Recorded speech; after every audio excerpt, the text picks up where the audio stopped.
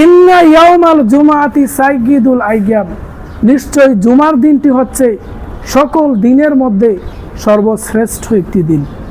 এই সর্বশ্রেষ্ঠ দিনে এমন কিছু আমল রয়েছে, আল্লাহ পাকের কোনো বান্দা যদি সেই আমলগুলো করে তাহলে আল্লাহ পাক রাব্বুল আলামিন ওই ব্যক্তির এক জুমা থেকে অপর জুমা পর্যন্ত পুরো সপ্তাহের গুনাহগুলো আল্লাহ পাক রাব্বুল আলামিন ক্ষমা করে দিবে।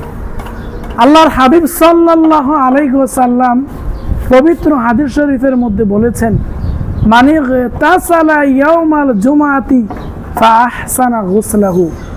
আল্লাহর হাবিব সাল্লাল্লাহু আলাইহি ওয়াসাল্লাম বলেছেন, যে ব্যক্তি জুমার দিন উত্তমভাবে গোসল করবে, ওয়া তাতাহহারা ফাআহসানা তুহুরাহু, উত্তমভাবে পবিত্রতা অবলম্বন করবে, ওয়া লাবিসা মিন আহসানি সিয়াবি, নিজের উত্তম পোশাক পরিধান করবে, ওয়া মাসসা মা কাতাবাল্লাহু লাহু মিন তিবি আহলি, আল্লাহ পাক রাব্বুল আলামিন তার সাধ্যে যেই সুগন্ধির ব্যবস্থা করে রেখেছেন সেই সুগন্ধি মেখে সুম্মা আতাল জুমা, জুমার মসজিদের মধ্যে আসবে। জুমার মসজিদের মধ্যে এসে অলামিয়াল গো, অনর্থক কোনো কথাবার্তা বলবে না, অনর্থক কোনো কাজ করবে না।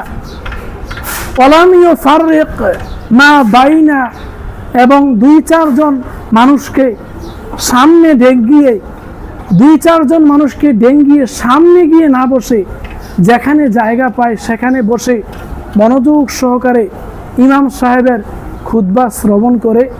জুমার দিনে যদি আল্লাহ পাকের কোনো বান্দা এই আমলগুলো করে, গুফিরা লাহু মা বাইনা ওয়া বাইনাল জুমাআতিল উখরা, আল্লাহর হাবিব বলেছেন, তাহলে আল্লাহ পাক রাব্বুল আলামিন ওই ব্যক্তির এক জুমা থেকে অপর জুমা পর্যন্ত পুরো সপ্তাহের গুনাহগুলো ক্ষমা করে দিবে। সুবহানাল্লাহ।